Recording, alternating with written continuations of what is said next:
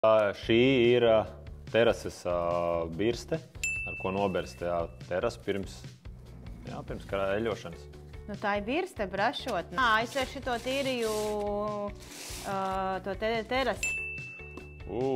Jā, šo es atpazīstu. Čības, ko uzvilkt, kad ar epoksīda krāsu uzkrāso grīdu, un pēc tam pa viņu var iet. Šitādi arī dārzā var labi izmantot, airēt zemi.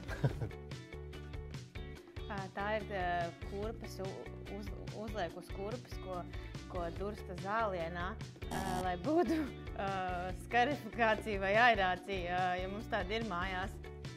Diezgan pasmagi, es teiktu, ka magnetika krāsa. Tā ir krāsa vai laka, mazais tilpumiņš.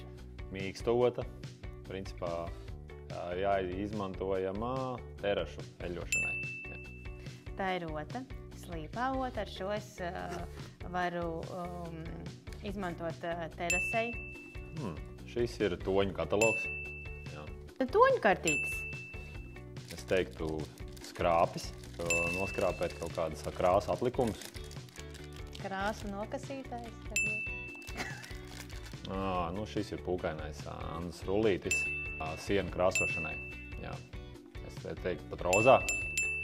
Tas ir rullīts. Tas ir mīksts rullis. Var izmantot sienas krāsošanai.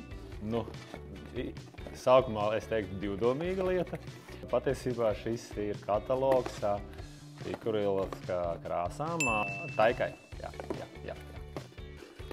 Tas ir bumbiņas, uz kur uzkrāsotas ir tie perlamutra krāsiņas. Tur ir zelta krāsa un respektīvi tā ir taika. Šis te ir brīnišķīga lieta, atklājums priekš manīm atvērt metāla buņģis, attaisāmais buņģis. Lieliska lieta, dāvana arī no Laura bija. Krāsu buņģis atvērējis.